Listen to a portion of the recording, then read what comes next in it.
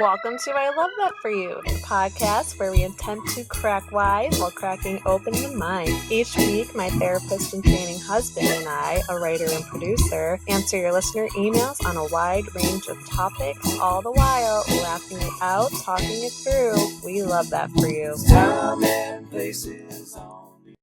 Welcome back to I Love That For You. I'm Kelly. And I'm Sean. Thank you guys to everyone who reached out, all the great feedback we've gotten, all the write-ins we've gotten for this week. We really appreciate all your support. Sounds like you guys are loving the new format. They're loving that for us. They're loving that for us. Oh, we've come full circle. I love it. Oh, look at you. Well, speaking of Sean, like we did last week, what's emoji check today? Where are we at? Emoji check.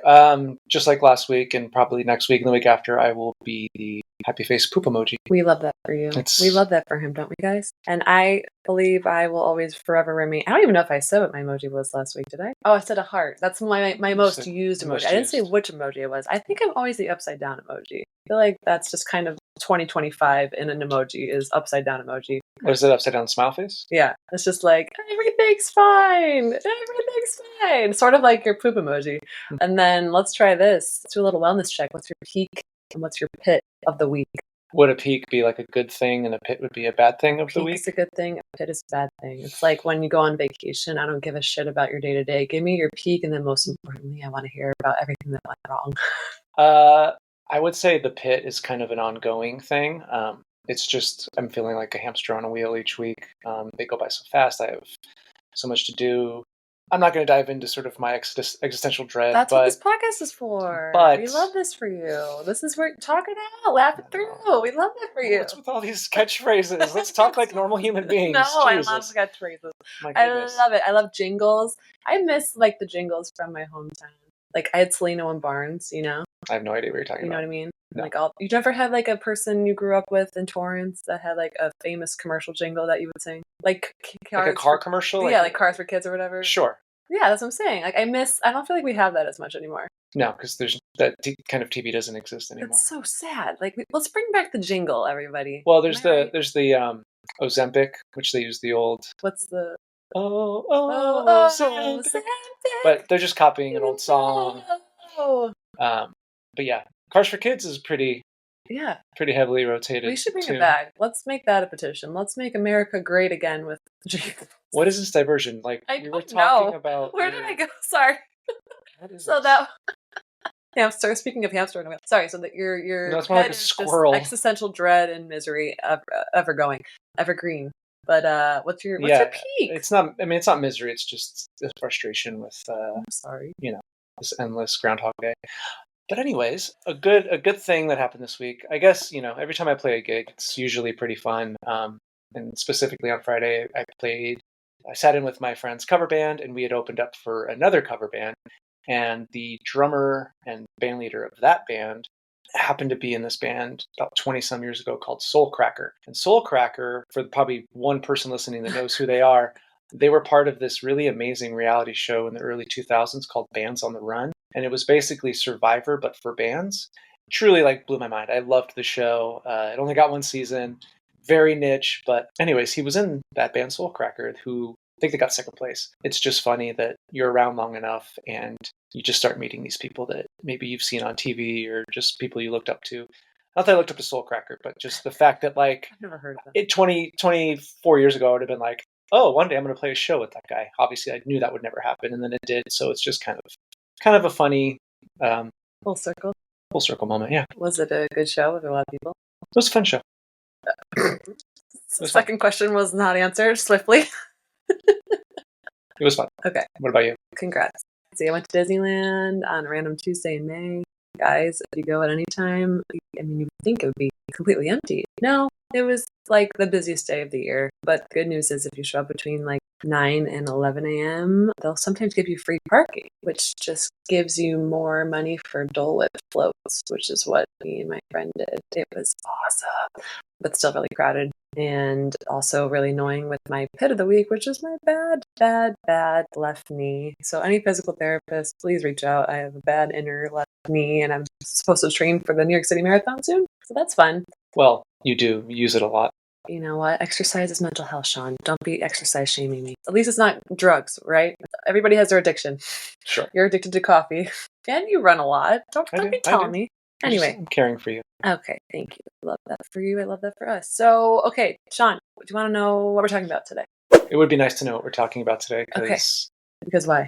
I don't know where we're going right now. Okay. Well, we're going to get you back on the train tracks because apparently you think I'm going off the train tracks, but I'm not. I'm steering the ship. So today we're going to be talking about one's relationship evolution through the lens of attachment styles. Now, Sean, before we dive into first loves to last loves, current loves, what is attachment style, attachment theory?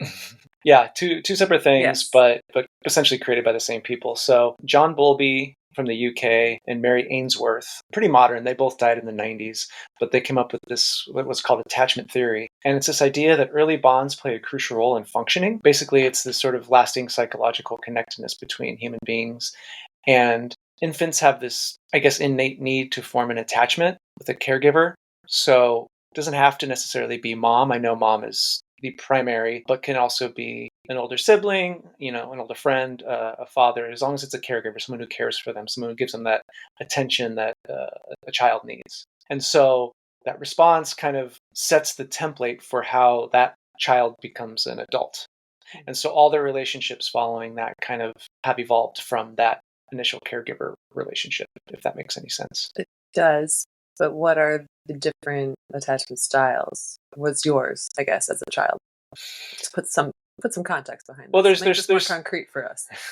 Sure. Well, there's some stages too. And before we go into the styles, we'll go through the stages. So there's the pre-attachment stage, which is basically like when you're born to the first couple months of being alive. Basically, you cry, you fuss. It's the only way you communicate. So how your caregiver responds to that crying is very important. Those first 3 months are crucial. Mm-hmm. If the baby's just crying and the parent just lets them do that and they cry and cry, there's a bit of... They're going to be fucked up. No, but... Don't they say to let them cry it out, or is that like after 3 months? Well, so we got the indiscriminate attachment. So between 6 weeks and up to, I guess, 7 months, the babies start to show preference. So if there's two parents, mother, father, father, they have sort of a bond between one or the other. And they develop that trust based on sort of how those needs are responded to. It could be why it's a daddy's girl, it's mama's boy. I feel like it's always the opposite sex. If you have two, a heterosexual couple, it's always the mom with the son and the dad and the daughter. Is that the Oedipus of it all? Like, why is that? Yeah, I mean, that's probably for the Sigmund Freud episode. Okay, we'll do that. Yeah. But yeah, so that could be part of sort of where that attachment comes from. But again, like, it isn't this sexual thing that Freud's talking about. It's not this like jealousy of sex. It's just who's giving me that attention that I need as a human being. So that's the indiscriminate attachment they figure out who they're following. The third is the discriminate attachment, and this is like just getting upwards to 1 year of age when the like person that they need the most separates from them. There's a bit of anxiety. So like it shows when the stranger's around and like it just kind of their feelings are starting to develop a little more, and so that preference kind of gets a little more ingrained in them. So, what age is it? So this is like somewhere between like 7 months to about a year. Okay. And then after 9 months of age, from here it says children begin to form strong emotional bonds with other caregivers beyond the primary attachment figure. So this could be like an older sibling, a grandparent, someone else that's around, uncle, aunt, maybe a close friend of the parent, something like that. So it's like multiple attachments come around at this point. Styles. Yes, Sean, tell me. So that's I know sort our dog is an anxious one. So that's how these sort of... As he's clinging to your feet right now, bandage. So yeah, there's 4 different styles. I mean, do you have any questions about the genesis of where this comes from? Thank you. Guys, are you taking notes? There's going to be a quiz later. Be prepared. Well, I guess for you, and I could say personally, like as I was getting older in my youth, I did flip-flop between mom and dad. I mean, there was a point where I actually had a hard time calling my dad. Really? Until I was like maybe 13. It was very strange. And so I would flip-flop from mama's boy, and then I'd be a daddy boy, and daddy boy is like a thing. Is that But I would kind of go back and forth, and I thought that was interesting because a lot of people do say like, oh, I'm a mama's boy or whatever, but I never had that like singular one. Did you have one or the other when you were a child? Cliche daddy's girl. Yeah, nothing against my mom. I mean, she's amazing as well. It's just, I think because my dad and I did a lot of like stuff together. We did Taekwondo, we did guitar, like music camp. We would like lead some field trips. My mom was really busy working. That's also the thing. Like women, we can't have it all. in 2025, it still has to be career or family, right? Mm-hmm. So annoying. So she really was working her ass off. So kudos to you, Mom. Hats off. But yeah, that was just, my dad was more flexible, had a freelance kind of schedule, worked for himself. So he was kind of the caregiver around more in like my early years. But Mom's always the one you go to for when shit really goes down. So of course, there's always flip-flopping, but I feel like attachment styles can evolve, right? Like you're not just one thing, you can evolve from one to the later in your life to another one, right? What are the attachment styles? So the kind of squirrely thing about this is that there are attachment styles that are sort of meant specifically for children as they're babies, as they're growing. And they also have these adult attachment styles. And so as I'm kind of learning about this stuff in real time myself, like it does get a little gray. And so some of the verbiage is a little different. But if we're talking about children still, there's the four main styles. Sometimes the words change. So the one that changed the most is this ambivalent attachment. And so children that have this style become very, very stressed out when the parents leave. And as a result of poor parental availability, they can't depend on their primary caregiver to be where they are when they need them. So there's this like sense of abandonment that comes with that ambivalent attachment style, which kind of, I think, makes them more anxious as they get older. So is that the anxious attachment? It can be seen as that way. Okay, because that's most of our audience. I pulled you guys, and you guys are anxious as fuck, just like our dog, just like I think a lot of us are. I heard there was this, I was listening to this podcast, I think Mel Robbins, the expert that they had on, I think she said something like 51% are secure, and I think that's bullshit. I don't know what the sample size was, but I feel like there's no way that this many people are that healthy in their relationships. 51% is very high to me. Most of us, at least on our poll, we're anxious. Well, I imagine that self-reporting, people probably want to be more complimentary to themselves, and so that 51% would probably come from self-reporting. Yelp, or Karen's on Yelp. It's always one or the other, extremes or the lows. Well, no, if they're taking a test, they don't want to see themselves as being anxious. So they probably just give themselves the best. Yeah. So it's hard to really tell. But the second attachment style for children is avoidant. This kind of might be a result of abuse or neglectful caregiving growing up. So a parent wasn't around. Could be physically abusive, could be mentally abusive. So this avoidant kind of, I guess, the children who are punished for relying on a caregiver will learn to avoid seeking help in the future. So it's like, oh, I can go this on my own. The people who were supposed to take care of me didn't. So I'm just going to do it myself. That's like everybody in White Lotus, I'd imagine. we should pair the White Lotus characters. They're all either avoidant withdrawal or disorganized. So I guess there's your segue. You used the word disorganized attachment. This is kind of a confusing one because there's such an inconsistency in the household that disorganized is such a perfect word for it, because that's sort of emotionally where you're at. You're disorganized because the parent might be there sometimes or they're not. And the way I kind of read this is let's say you have a parent who's an addict of some sort and or an alcoholic, or some days they're amazing and then some days they're just scary, and so you don't really know what you're going to get with each day. And so that disorganized sort of emotional feeling kind of kicks in when you're an adult, so you don't really know what to expect. So you're kind of on eggshells a lot of the time. I think that's the attachment style of 2025. Yeah, it's like parents may be a source of comfort, but also fear. Yeah. And so that's what do you do with that when you're an adult? And you turn into a serial killer. We can't speak on that. Yeah. Okay. And then the final one is the secure attachment, which I guess is the one that, it's the beacon. This is the one that everyone wants to be. This means that their needs were met when they were a child. A+ student. A+ parent. And so, yeah, if the kid was scared, the parent made them feel safe. If they were crying, the parents took care of them. It's not like helicoptering, but it's just they're able to give them that comfort that they seek. And so that secure attachment style is what we sort of all hope to be, but few are. I mean, some of you said you were, and I commend you. But let's see.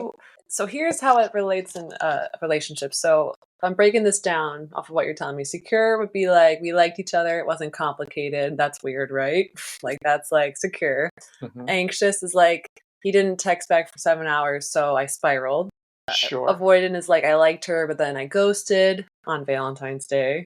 And then disorganized, fearful, avoidant. I wanted love, but I didn't trust it. And chaos ensued, which makes for fun reality shows like Love Island and Love is Blind and The Bachelor. Who watches The Bachelor? I never watched The Bachelor anymore. But that makes the best reality television, is the disorganized, fearful, avoidant, I would imagine, right? Vanderpump Rules back in the day, Summer House. I think that's all Bravo. I don't know what you're talking I know. about. But it sounds like my Bravo girlies know what's up. All my Netflix reality TV show people know what I'm talking about. But yeah, I think that's how that breaks down in relationships. It sounds like it's damaged people being filmed. for our but it makes great voyeuristic television. We don't want any secure people on TV. We don't need any of that. We need everything else. So I guess I guess if Tony Soprano was in a secure attachment style, we wouldn't like him exactly. Much. So I think, given that breakdown that I just came up with, what was your first love attachment style, and then what's your current one? My first love was, I think, 13 going on 14, kind of peeling back a little bit. But I mean, I guess I would say very, very anxious, doting, would worry if I don't hear back at a certain point in time. I think that has carried over into my adult life a little bit too. I feel in a lot of ways my childhood was a little more disorganized. And so I think some of that I'm starting to see seep in, because some days are great and some days are not so great. But I think back then it was more anxious pursuer. Like I wanted to be connected with that person and I elevated them. I kind of put them on a pedestal over myself. So I kind of let that person be number one and I was always number two. And that was sometimes a good thing because it allowed me to be more romantic and like be more thoughtful to her. But to me, I was kind of losing a little bit of myself, I think. And I was setting myself up for disappointment. So when we did break up, I was a goddamn mess. Yeah. And I think that kind of vibe carried over throughout my adult relationships as well. So like currently? Are you trying to have me admit something on a podcast about a relationship? I'm just saying we're talking about relationship evolution and attachment style evolution through those relationships. My goal is try to be secure as much as possible. But again, like I think the thing to understand with these styles and these like vague definitions is that they're roadmaps. They're not the end all be all. So like I can be GPS. It's a GPS. I can be secure for a week and then be completely disorganized. And sometimes it takes you into a ditch. So, as long as you're aware of it and you understand sort of where you came from and how that style kind of came to be, you might be better off. But yeah, there's no one size fits all for me. I could say back then I acted this way. I could say currently I do act this way. So as much as I try to be secure, I'm sure I'm very disorganized a lot of the time. Okay, that's fair. Tell me some person whose first love was secure. That's very rare. You see that maybe in movies or TV shows. Well, no, not even. I don't think anybody's first love is secure, right? Like you're just figuring it out for the first time. So yeah, definitely very anxious would be mine. And then because I relied on the validation of that person and kind of lost myself to that person, maybe I could be avoidant now because I'm trying not to fall into the same patterns. You know what I mean? Like with you.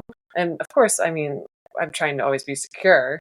But I think sometimes because I'm going the opposite way, like I never want to lose myself again, like lose my friends and stuff. Yeah, I think I can sometimes be avoidant. But that actually, we're going to work on being secure, of course. But yeah, I can admit it. I think you can appreciate that at least we're aware of it. That's healthy. Right. But I think that actually ties in very well to this listener email. We got a few, but this one I think actually really ties to what I just said. And it's not so much advice email as a rant, but we could probably bank off of it. It's pretty great. So here we go. Hi, Kelly and Sean. Love the new pod. Saw your post asking for stories on attachment styles, and I'm just going to get right into it. Look, as an avoidant, I know that my actions and behavior can be shitty, and it's something I do genuinely think I need to work on, but I hate how people view those with avoidant attachments as inherently assholes rather than recognizing many of us are victims of abuse and neglect, and it's often a symptom of mental illness or neurodivergency. Like, yes, an avoidant attachment can hurt people. I'm not going to pretend it doesn't, but nothing I do with my avoidant attachment makes me inherently an asshole. I don't sit here and think, yes, I am intentionally going to ignore this person. It is a symptom. I'm sure some avoidants can be assholes, but there's assholes in every type of group. My ex had a clingy, anxious attachment, and they ended up being a stalker. But I'm not going to say every single person with an anxious attachment is a stalker or a creep. Thank you. It just sucks, honestly. Like, I really try not to be an asshole with my attachment style, and I've worked hard to try and fix it, but I wish more people actually understood what it is like rather than assuming we're all shitty, because we're not. I'm not sure if this is a question or more of a rant, but either way, thanks for letting me vent. Keep up the good work, Ben. Ben. Hey, All right, Ben. Thanks for writing in. I think this goes back to what I said a few minutes ago about these styles, and I think this is kind of inherent in our society now, especially when we talk pop psychology and TikTok psychology, kind of capitalizing on words like trauma or taking some of these sort of simple therapy speak. Yeah. And I don't want to say weaponizing it, but really using that to define who they are. Mm-hmm. And I feel like that's unfair to both the like process of therapy and to the person telling themselves this is what they are. I've had, clients tell me that like they define themselves by their mental health disorders. And it's cool to like feel that you have some empowerment there, but like, I don't think that should define you. And I think with this person here, what I'm reading is like, I'm an asshole, or I'm not an asshole, I'm not an asshole. And that like being avoidant just means you're an asshole. And that black and white thinking, I think, is really what's at the bottom of this letter. He needs validation that he's not an asshole. So I'm wondering if he's actually more anxious because needing that validation. And I don't think an avoidant person is an asshole. So I guess I'll answer that question first. Yeah.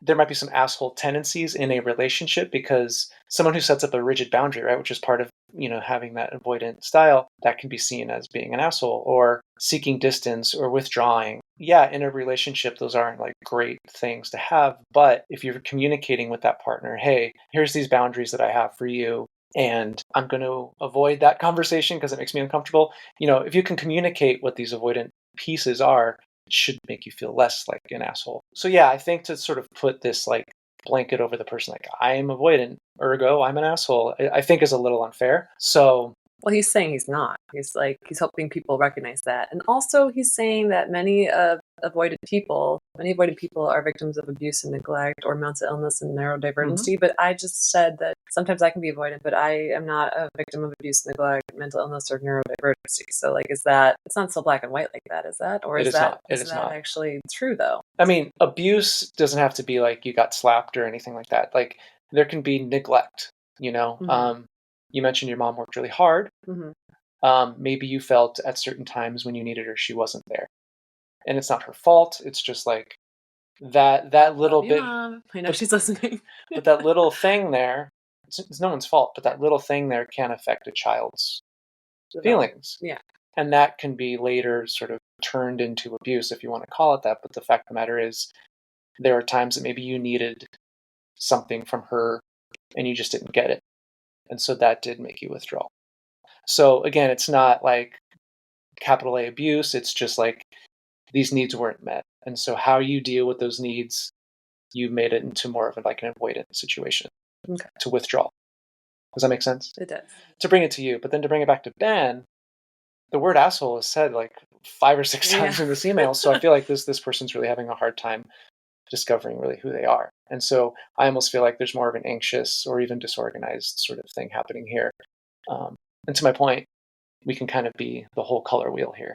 And so in this email, I'm seeing a very disorganized thought process, and I'm seeing someone who's very anxious and worries about being abandoned. Like I'm afraid people look at me like I'm an asshole because I avoid. So I really don't know what he's asking. He's not. He said he's venting to us. Yeah.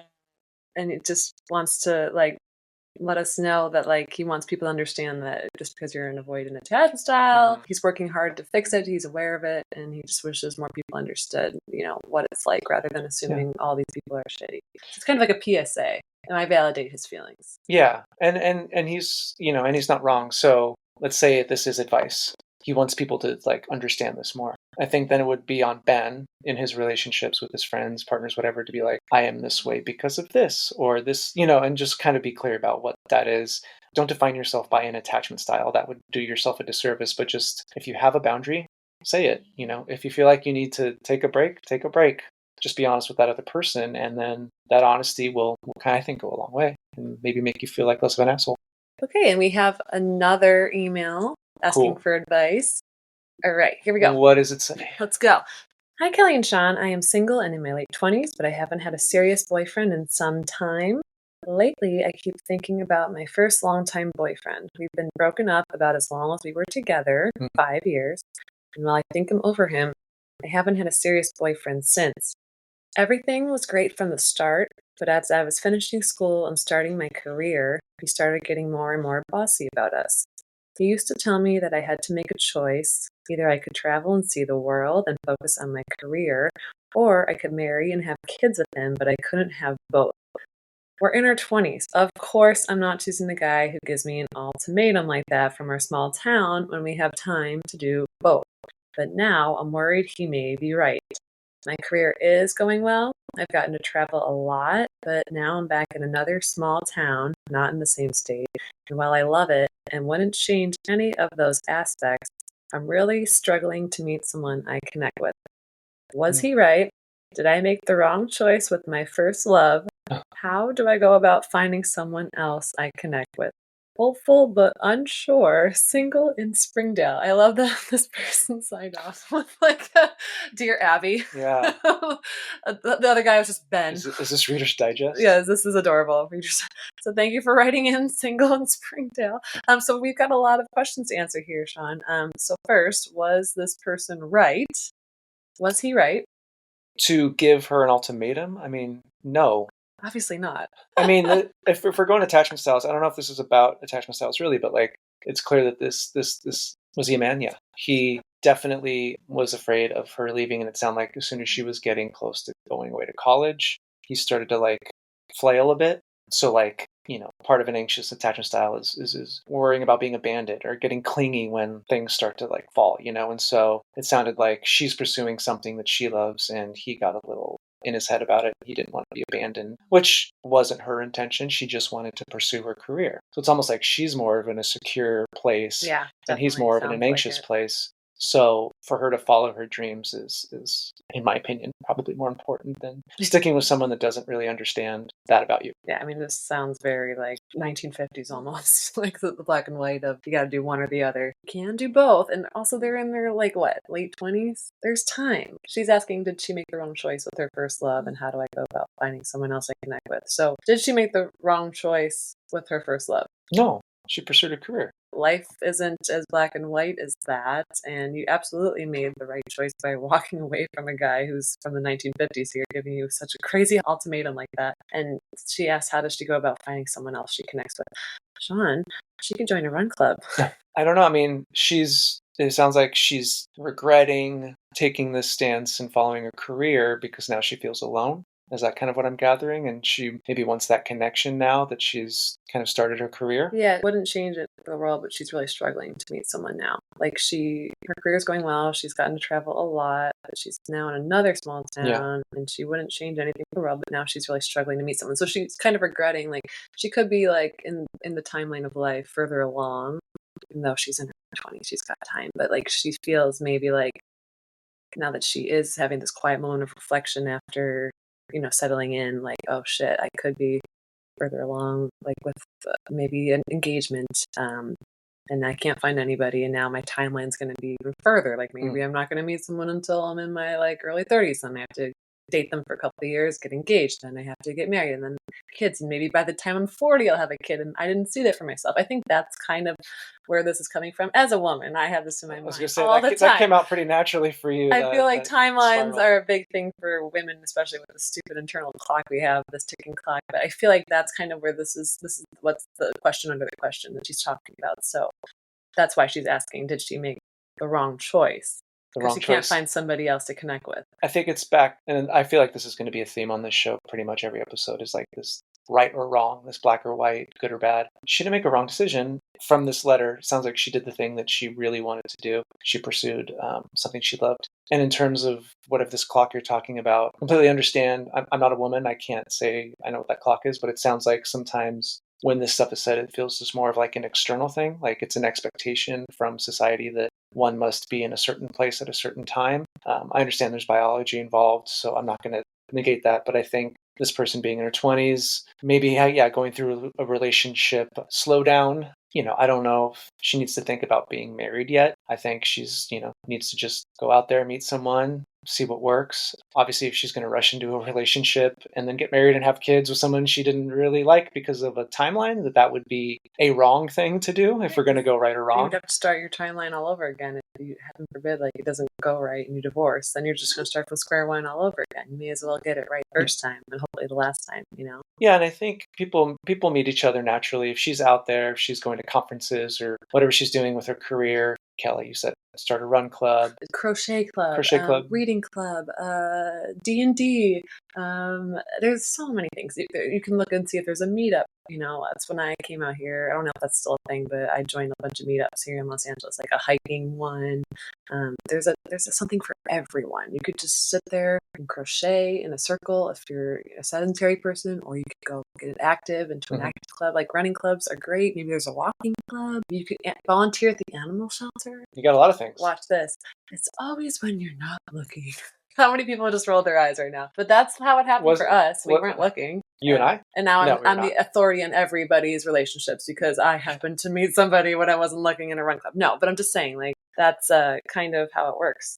So I think when your energy is secure, not desperate, you're not putting out, like, I need to meet somebody, that's when you're going to meet somebody. So I think you made the right decision. Single in Springdale, and don't worry about that ticking clock. You still have time. It's 2025. Things are moving at later stages now anyways, so you're right on time in my opinion, and you did it right. Proud of you.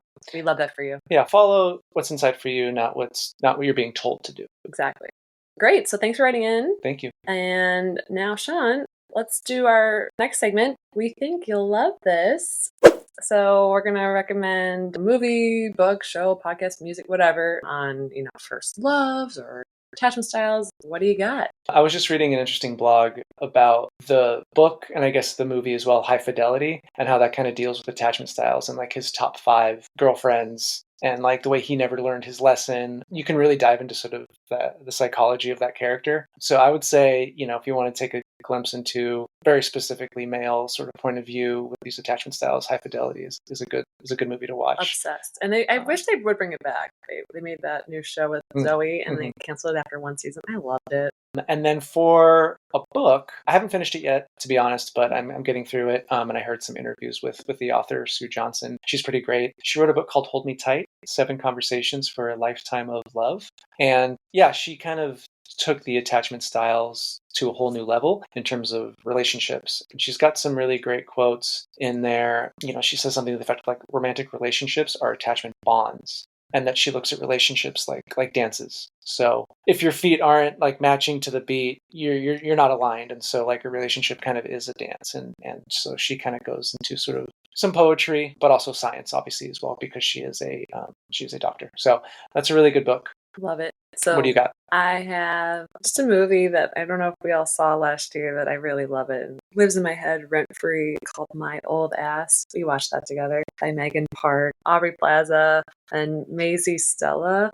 Basically, on her 18th birthday, she goes on a mushroom trip, and Elliot faces her wisecracking 39-year-old self. And then when the older Elliot starts handing out warnings about her younger self, what she should and shouldn't do, she realizes she has to rethink everything about family love and what's becoming a transformative summer. And it kind of deals with first love. And I wanted to bawl my eyes out at the end, but that movie's really stuck with me. Really good one on just love. Love it so much. And then a podcast, Death, Sex, and Money by Anna Sale on Slate. I think there's just some really good conversations on love that kind of dive into, attachment stuff sometimes. There was a recent one called Your IRL Dating Stories. So maybe Single in Springdale can listen to that as inspiration for people meeting in real life. But it kind of runs the gamut on the 3 important things in life: death, sex, and money. So I think that's a really good one for people to listen to. That kind of blends pop culture and psychology, everything into really entertaining conversations. So again, Sean, what are your 2 recommendations? Hold Me Tight, 7 Conversations for a Lifetime of Love by Dr. Sue Johnson. That's a book. And then for fun, watch the movie High Fidelity and see if any of these attachment styles kind of kick up for you. But just thinking of watching that movie or rewatching it in that lens is kind of fun. And then I have My Old Ass by Megan Park, the movie, really great movie that came out last year, and Death, Sex, and Money podcast with Anna Sale. And then just for one fun thing, what's like a song that you associate with the first love or relationship? I would say my first relationship, my first love can kind of be two different people, let's Okay. just say. Love in the really like heavy sense. So I would say the song In Between Days by The Cure is the song that really takes me to that 15-year-old like butterflies in the stomach. It's 1979, but Smashing Pumpkins for me. Okay. That's definitely mine. And then the current one is Friday I'm in Love. More That's Cure. our wedding song. The Cure has followed me. The Cure has followed you throughout your life. Is that a current one? Yeah. Yeah. Friday I'm in Love. There we have it. All right. So we think you'll love those things. We think you'll love this. And then Sean, our last segment. Are you ready? Sure. We hate this for you. Just a reminder, these are triggering scenarios that we'll rate on a scale of 1 to 10 how much we hate for you. These are on attachment styles or loves. You guys wrote in with yours. So let's rate them, shall we? Yeah, I think before we do that, though, I want to bring up a real life We Hate This For You. And I want to see how you... These are real life we hate No, this for you. sorry, real life for me. Okay. Go ahead. Sorry, I meant, my version of Hear this. that, listeners? Fuck you. We don't care. No, I want to see what you think of this. And I was thinking a lot this morning about how attachment styles isn't just mom or dad. Like you can bring your attachment to friends, to people you feel connected to. And so when I was 11, 12, 13, my family were my friends. I think that's continued a lot, even though obviously I'm close to my family, I love my family, but there was a certain point where the needs that were not being fulfilled my parents were being fulfilled by my friends. And so in the summer between 6th and 7th grade, I had planned to make a movie with my friends. I spent maybe a year before creating the story. I made a comic book version and then I wrote a screenplay. And I was obsessed with horror movies and I wanted to have this sort of like Avengers style Freddy, Jason, Leatherface, Chucky, all kind of merged together. And so I wrote the script, handwritten the script on lined paper. What's that? And found locations. Like my friends were in on it. Like we had our, roles, and I was just like, we're doing this. This is incredible. And I gave them the script to read their parts. I come back from the next weekend and I was like, so did you guys read the script? Did you like it? And the one friend, I won't say names, he goes, it sucked and we threw it in the gutter, you fat piece of shit. And these are like my best friends. And so that, I think even to this day, I'm like very triggered by that. But so to have like, to be attached to these people, these friends who you think are your family, and for them to just randomly, seemingly out of nowhere, do that to you is like very, very tragic to me. Obviously after that, I found a new group of friends who I'm still tight with to this day. But kind of made me realize that like whatever your passion is, like sometimes not everyone feels the same way. Obviously 11 and 12-year-olds are pretty horrible people in general, in terms of that sort of bullying and whatever they're going through. But I'm wondering, what would be your 0, or was it 1 to 10 rating? I mean, this sounds like another episode completely. This isn't necessarily first love of some attachment styles. But it is, but I'm saying attachment styles, it's not about first loves, but it's about having that attachment to the friends and having those friends who you have that need, breaking that. Yeah, I mean, that's so further damaging. It's definitely a 10. My anxious I hate style. that for you. That's clearly, that's awful. That's traumatizing. It was, yeah. Oh, I'm sorry. Are you still working through it today? I might be. But yeah, that poop emoji. Your friends are a sack of shit. But that's former friends. Former friends. But that story kind of thinking about attachment styles not being tied to mom and dad kind of dredged the story up. Yeah, I guess in any relationship there's an attachment style, right? Yeah, like, I mean, I'm in love. Have friends that were like you put more effort in, or vice versa. Like you feel like you're the clinger, or vice versa. Like there's always attachment styles, and they could be different with different people. Yeah, and I'm in love with my good friends since since junior high. I mean, we're best buds. Like you can love people beyond significant others. Well, we don't love those former friends of you. That's definitely a 10. I'm sorry. 10, yeah. Oh, you poor thing. Hug Bandit. Give him some love. He'll give you some love. He's clinging to you. He's a Velcro dog. Okay, so you guys let's get to the write-ins. I just wanted to 1 through 10. We got a lot from you guys. You guys have some trauma. Okay, so number 1, I finally opened up to my first love about my fears of being left, and then the next day they stopped replying altogether. No explanation, just gone, ghosted. Mm-hmm.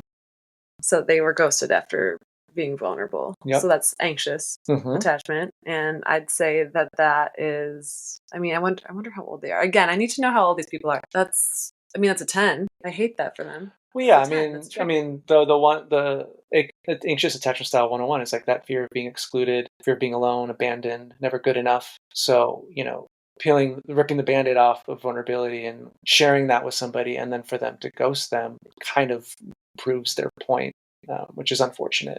Oh, sorry.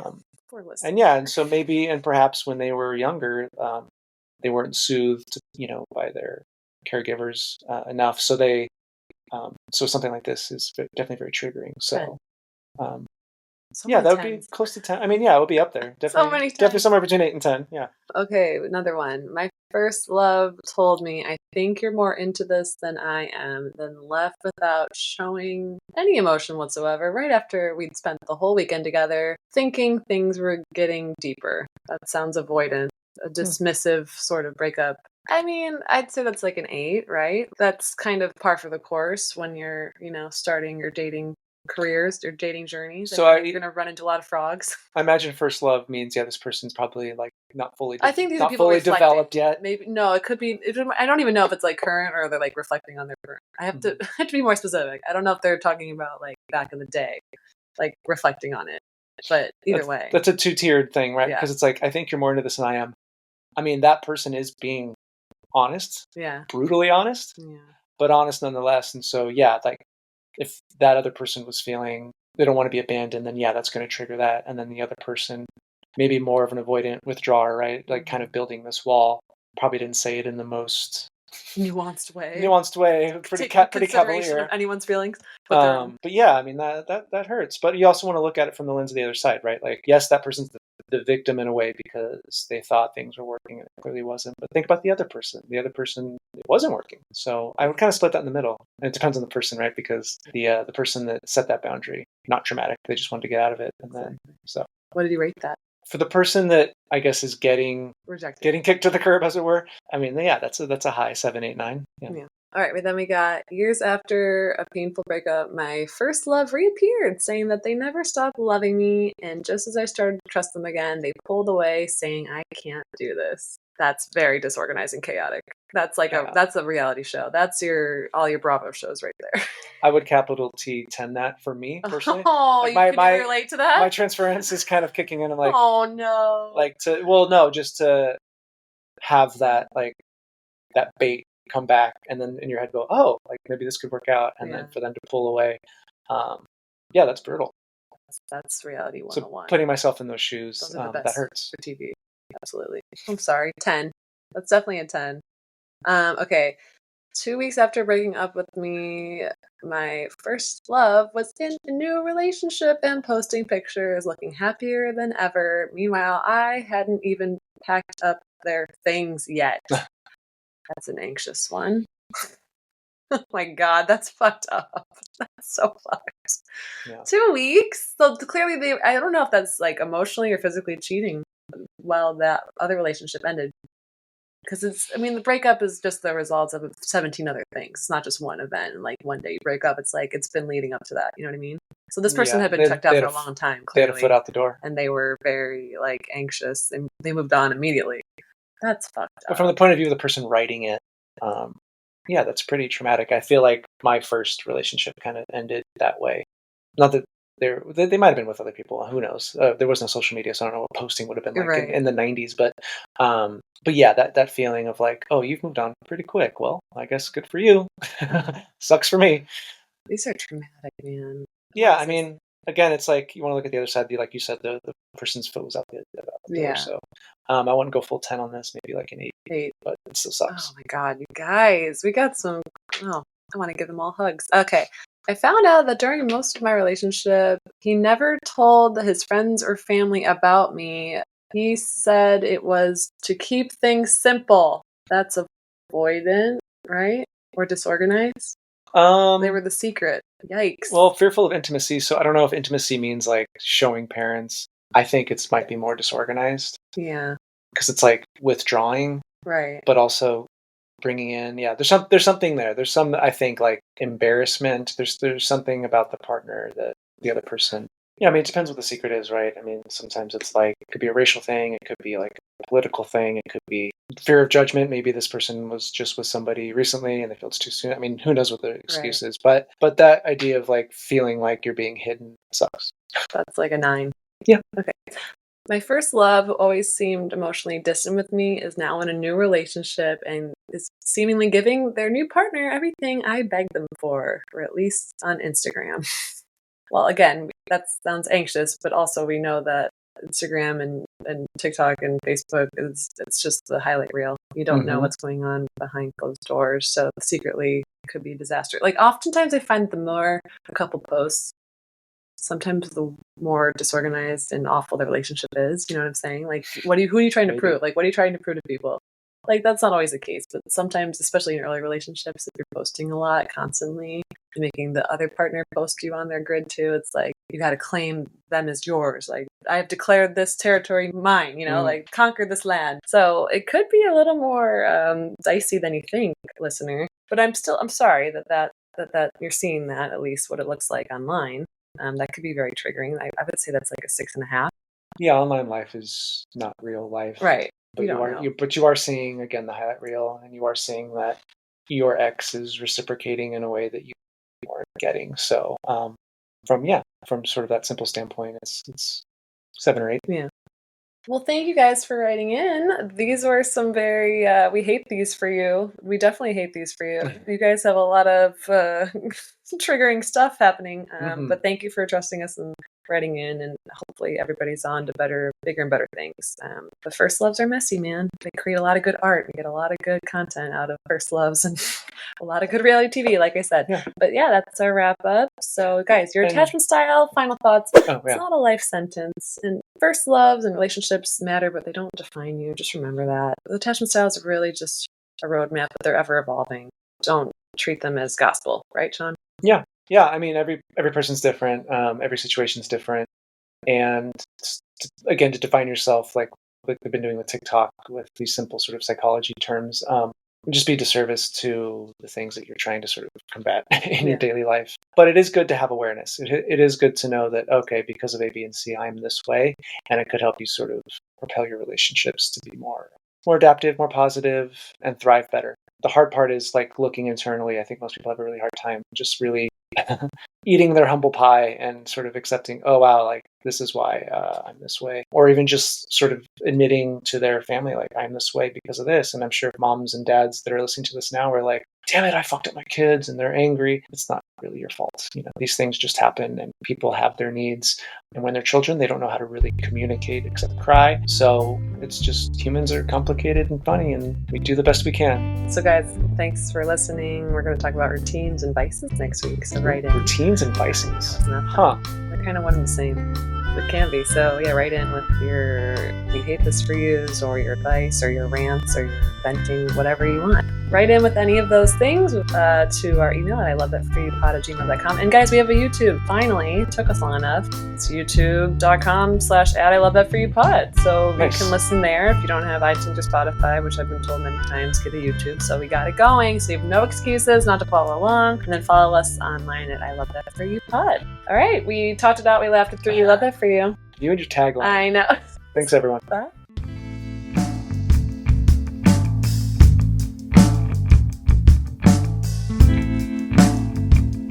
I Love That For You is produced by Kelly and Sean. Our theme song is by Vaudeville and used with permission. Editing by Kelly. Social media help by Red. Email us your questions, comments, write-ins, and triggers to ilovethatforyoupod@gmail.com.